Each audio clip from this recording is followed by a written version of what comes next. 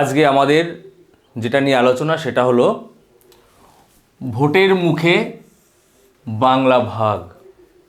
ভোটের মুখে বাংলা ভাগ সম্প্রতি দেখা গেছে যে আমাদের পশ্চিমবাংলার মুখ্যমন্ত্রী মাননীয়া শ্রীমতী মমতা বন্দ্যোপাধ্যায় 2026 সালের বিধানসভা ভোট উপলক্ষে শুক্রবার দক্ষিণ দিনাজপুর, মালদা, নর্থ দিনাজপুর মানে উত্তর দিনাজপুরে বিভিন্ন মঞ্চে বক্তৃতা দেওয়ার সময় বারবারই বলেছেন যে বাংলার কিছু জেলা উত্তর দিনাজপুর, দক্ষিণ দিনাজপুর, মালদহ, মুর্শিদাবাদ এই যে জেলাগুলো, সেই জেলাগুলোর সঙ্গে বিহারের 4টে জায়গাকে একসঙ্গে যুক্ত করে একটা কেন্দ্রশাসিত অঞ্চলের প্ল্যান সেন্ট্রাল থেকে করা হচ্ছে, কিংবা আলাদা একটা রাজ্য গঠন করার চক্রান্ত চলছে। এই নিয়ে নানা বিষয়ে বলেছেন।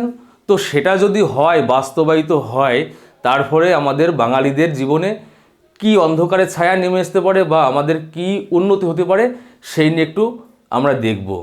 এবং আরও জানিয়েছেন আমাদের মুখ্যমন্ত্রী যে আমাদের তৃণমূল থেকে যে পার্লামেন্টের সদস্য আছে রাজ্যসভায়, নাম ড্রেক ও ব্যারেন, সে সংসদে থাকে, গোপন খবর আছে, এরকমও আনন্দবাজার পত্রিকায় লেখালেখি আছে।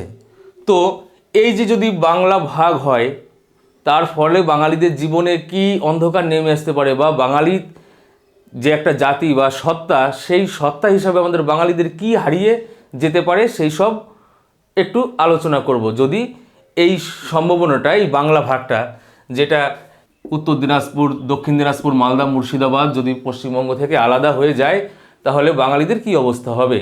দেখা যাচ্ছে যে এই যে 2027 সালের যে সেন্সাস, 2027 সাল, সেই 2027 সালের সেন্সাসে পুরো টোটাল ভারতবর্ষের লোকসভা এবং বিধানসভার সিট 50% করে বাড়ানো হবে।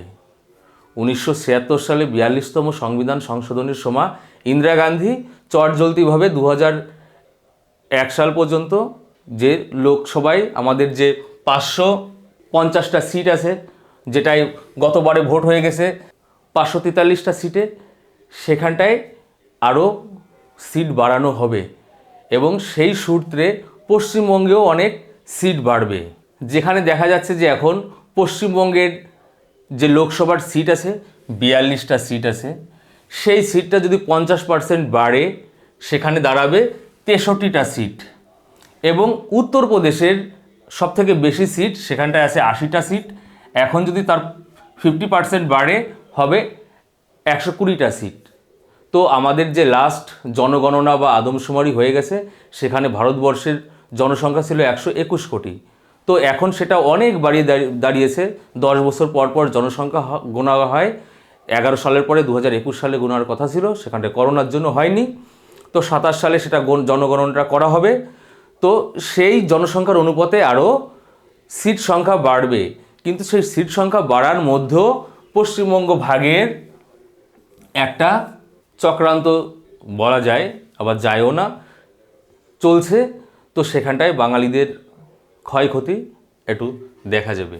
প্রথমত কি দেখা যাবে, এর আগেও দেখা গেছে যে পশ্চিমবঙ্গে সিএ চালু হবে, সেটা চালু হতে পারেনি, কিন্তু এসআইআর সেটা চালু হয়ে গেছে এবং এই এসআইআরের মাধ্যমেই সেই সিএটাকে বাস্তব রূপ দিয়েছে কিন্তু সেন্ট্রাল গভর্নমেন্ট। তো এই যে নানা রকমের পরিকল্পনা সেন্ট্রাল গভর্নমেন্টের একসময় নিয়েছে এবং সেটা কিন্তু ধীরে ধীরে পশ্চিমবঙ্গে প্রয়োগ হচ্ছে। তো এই বাংলা ভাগের যে পরিকল্পনাটা, সেটাও কিন্তু প্রয়োগ হতেও পারে, নাও হতে পারে, সেটা সময়ের অপেক্ষা, কিন্তু কিছু ভাবা যায়। তো এই বাংলা ভাগের ফলে কি কি হতে পারে বাঙালিদের, সেটা একটু দেখব যে আমাদের পশ্চিমবাংলার কতটা ক্ষয়ক্ষতি হতে পারে। তো প্রথমত দেখা যাবে যে 7 সিস্টার, পেপারে নিউজে সবসময় 7 সিস্টার মানে ভারতবর্ষের পূর্ব দিকে এই যে অঞ্চলটা, এই অঞ্চলে 7টা রাজ্য আছে, আসাম, অরুণাচল প্রদেশ, মেঘালয়, মিজোরাম, ত্রিপুরা, মণিপুর, এরকম দিয়ে 7টা রাজ্য আছে। তো সেই 7টা রাজ্যর সঙ্গে যোগাযোগ করতে হলে এখানে পশ্চিমবাংলাটার অবস্থান, এরকম জায়গা, এটা পশ্চিমবঙ্গের অবস্থান। তো এইখানটায় এই 7টা রাজ্যের সঙ্গে যোগাযোগ রক্ষা করতে হলে পশ্চিমবঙ্গের যে চিকেন নেক যাকে বলা হয় উত্তর দিনাজপুরের সরু অংশটা, তার মাধ্যমেই যোগাযোগ করতে হবে। পুরো এন্টায়ার ভারতবর্ষকে যদি স্থলপথে এই 7 সিস্টারের সঙ্গে যোগাযোগ করতে হয়, তো এই যোগাযোগের মাধ্যম হিসাবে আমাদের পশ্চিমবঙ্গের উপর দিয়ে তোমার যেতে হবে। তো সেখানটায় আমাদের যে একটা সত্তা থাকতো যে আমাদের রাজ্যের পথ দিয়ে যাচ্ছে সব কিছু, তো আমাদের একটা প্রতিনিধিত্ব থাকতো বা এই বাংলার একটা গুরুত্ব থাকতো। আর যদি এই উত্তর দিনাজপুরটাই যদি বাংলা থেকে আলাদা হয়ে যায়, তাহলে আমাদের কিন্তু সেই গুরুত্বটা হারাবে, বাঙালি সেই গুরুত্ব আর পাবে না। দ্বিতীয়ত কি দেখা যাচ্ছে, বাংলাদেশ ওয়েস্ট বেঙ্গল রিলেশন। তো বাংলাদেশ ওয়েস্ট বেঙ্গল রিলেশনে এখানটায় উত্তর দিনাজপুর, দক্ষিণ দিনাজপুর, মুর্শিদাবাদ, এইখান দিয়ে গঙ্গা এসে এইখানটায় ফারাক্কা ব্যারেজ, এইখানটায় গঙ্গা এসে বাংলাদেশে পদ্মা নামে চলে গেছে।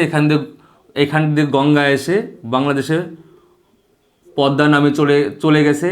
এইখান দিয়ে ইসামতি প্রবেশ করেছে বাংলাদেশে। তো এই যে জল বন্টন, ভারত বাংলাদেশের এই গঙ্গার জল বন্টন, এই ইসামতি নদীর জল নিয়ে যে বন্টন, সেই বন্টনগুলোর ক্ষমতা কিন্তু পশ্চিমবঙ্গ সরকার হারাবে। সেখানটায় যে আমাদের সত্ত্ব, বাঙালিদের যে সত্ত্ব, সেই সত্ত্বটা কিন্তু বাঙালি আর পাবে না যদি ওই রাজ্যগুলো আলাদা হয়ে যায়। আরও কি দেখা যাচ্ছে, নেপাল, ভুটান। তো পশ্চিমবঙ্গর সঙ্গেই এই পাশে আছে নেপাল, এখানে আছে ভুটান। এই দুটো দেশের সঙ্গে পশ্চিমবঙ্গের বর্ডার থাকার দরুন নেপাল ভুটানের থেকে অনেক ব্যবসা বাণিজ্য সরাসরি পশ্চিমবঙ্গের উপর দিয়ে হয়, সরকার ট্যাক্স পায় এবং প্রচুর লোক যারা বাঙালি হিসেবে তাদের সঙ্গে ব্যবসা বাণিজ্য করে পশ্চিমবঙ্গের সামগ্রিক উন্নতি হয় অর্থনীতিতে। তো আমরা কিন্তু সেটাও হারাতে বসেছি। আর কি দেখা যাবে, ট্যুরিস্ট। যদি আমরা দেখি যে পশ্চিমবঙ্গের এই উত্তর দিনাজপুর থেকে এই মুর্শিদাবাদ পর্যন্ত যদি তোমার আলাদা হয়ে আলাদা রাজ্য গঠন হয় এখানটায়, এই সবটায়, তো পশ্চিমবঙ্গে পড়ে থাকবে কি এই কলকাতা নিয়ে, এই দক্ষিণবঙ্গে পুরুলিয়া, বাঁকুড়া, মেদিনীপুর, উত্তর 24 পরগনা, দক্ষিণ 24 পরগনা, নদিয়া, বর্ধমান, এই কটা জেলা নিয়ে পশ্চিমবঙ্গের এই অবস্থানটা থাকবে। আর মাঝখান দিয়ে এই যে তোমার নতুন রাজ্যটা গঠন হবে, সেই রাজ্যটা যদি গঠন হয়ে যায়, তো উত্তরবঙ্গ যেখানটায় দার্জিলিং আছে, শিলিগুড়ি, জলপাইগুড়ি, কোচবিহার, যেখানটায় প্রতি বছর লাখ লাখ পর্যটক আসে বিদেশ থেকে এবং সারা ভারতবর্ষ থেকে, তো যাই কম পয়সার জন্য ঘুরতে দার্জিলিং, তো সেখান থেকে আমাদের যে সরকারের ট্যুরিস্টের যে ইনকাম, সেই ইনকামটা কিন্তু আর পশ্চিমবঙ্গ সরকারের হবে না। এর কারণ কি, যদি মাঝখানের অঞ্চলটা, এই এন্টার অঞ্চলটা আলাদা হয়ে যায়, তো এই কলকাতা থেকে এই স্থলপথটুকু বাদ থাকার জন্য এই উত্তরবঙ্গে শাসন করা এক প্রকার অসম্ভব হয়ে পড়বে। ওই আলাদা যে খণ্ড রাজ্যটুকু পড়ে থাকবে, এই রাজ্যটুকু কিন্তু 2-1 বছর পর বা 5 বছর পর সেও নিজে নতুন রাজ্য হওয়ার পরিকল্পনা করবে। তারা আর এই কলকাতার নিয়ন্ত্রণে থাকতে চাইবে না। সুতরাং পশ্চিমবঙ্গের ট্যুরিস্ট সম্পদও পুরো ধ্বংসের মুখে যদি এই নতুন রাজ্য ক্রিয়েট হয়। এবং আরও কি দেখা যাবে, যে পার্লামেন্ট মেম্বার, তো দিল্লির সংসদে যে মেম্বার, যার জন্য প্রধানমন্ত্রী গঠন হয়, যে 543টা সিটে ভোট হয়েছিল লাস্ট 2025 সাল নাগাদ, প্রধানমন্ত্রী মোদিজি এখন আছে বিজেপি থেকে। তো এই যে তোমার সিট, এই সিট পশ্চিমবঙ্গ থেকে এখন আছে 42টা সিট আছে। এবং তাকে যদি আরও এক্সটেন্ড করা হয়, যে আবার নতুন সেন্সাস অনুযায়ী যদি তার সংখ্যা বাড়ানো হয়, যে 50% সংখ্যা বাড়ানোর কথা আছে প্রতিটা রাজ্যে, সারা দেশে, পশ্চিমবঙ্গের সিট সেখানটায় বেড়ে দাঁড়াবে কত, তো আগেই বলা হয়েছে যে সেখানটায় 63টা সিট দাঁড়াবে যদি কিনা পশ্চিমবঙ্গটা পুরো থাকে। কিন্তু যদি পশ্চিমবঙ্গটা আর পুরো না থাকতে পারে, তাহলে এইটুকু অংশের যে সিট, সেই সিট সংখ্যা কমে আসবে। এই অংশটা আর এই অংশটার বর্তমানে যে সিট, সেই সিট অনেক কমে আসবে।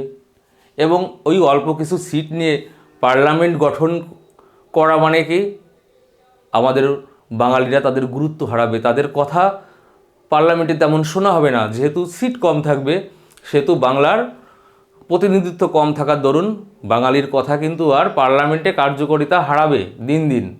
তো আস্তে আস্তে বাঙালির সত্য, যে বাঙালির গর্ব, যে বাঙালি কিছু পারে করতে, বা বাঙালির যে আবেদন, সবগুলো কিন্তু আস্তে আস্তে স্তিমিত হওয়ার পথে। আরও কি দেখা যায় যে ভারতবর্ষের স্বাধীনতা সংগ্রামে বাঙালিদের ভূমিকা 80%। তো যে বাঙালি সারা ভারতবর্ষের মুখপাত্র হিসাবে কাজ করত, যে বাঙালিদের জন্য ভারতবর্ষকে সারা পৃথিবীর লোক চিনত, সেই বাঙালিরা কিন্তু আজকে সংকটের মুখে। যদি কিনা 1905 সালে যে বঙ্গভঙ্গ হয়ে গেছে, যে সারা ভারতবর্ষব্যাপী যে গণ আন্দোলন, 1911 সালে হ্রদ, সেই বঙ্গ যদি ভঙ্গ এখন আবার হয়, তো বাঙালিরা আস্তে আস্তে কিন্তু নিজের সত্য হারাবে। এমনকি কোথাও বাঙালিকে খুঁজেই পাওয়া যাবে না। মানে বাংলা যদি দিন দিন ছোট হয়ে যায়, তো বাঙালির বাঙালিয়ানত্ব আর তত থাকবে না। এই যে বাংলার ভাগ, এই বাংলা ভাগ করে অ্যাকচুয়ালি বাঙালিদের ভিতরে কিন্তু পোলিওমাইলাইটিসের ভাইরাস প্রবেশ করে দেওয়া হচ্ছে এক প্রকার। যেখানটায় পোলিওতে যেরকম আক্রান্ত হয়ে যায় শিশু, আর কখনো ঠিক হয় না, তার রিকভারি নেই, বাঙালিদেরও কিন্তু এইরকম একটা অবস্থা হবে, যার থেকে কিন্তু আর রিকভারি হওয়া বড় চাপ হয়ে যাবে যদি এই বাংলা আবার ভাগ হয়। এই যে কথাবার্তা চলছে বাংলা ভাগের, নানা কেন্দ্রে প্রচারিত হচ্ছে। আমাদের মুখ্যমন্ত্রী শ্রীমতী মমতা বন্দ্যোপাধ্যায় ধর্মতলা ধর্ণা মঞ্চ থেকে এরকম একটা কেন্দ্রশাসিত অঞ্চলের বক্তব্য দিয়েছিল বেশ কিছুদিন আগে। তখন আমাদের কেন্দ্রীয় স্বরাষ্ট্র প্রতিমন্ত্রী নিত্যানন্দ রায় সে একটা ডিক্লারেশন দিয়েছিল যে এরকম কোনো পরিকল্পনা, বাংলা ভাগের কোনো পরিকল্পনা সেন্ট্রাল গভর্নমেন্টের নেই।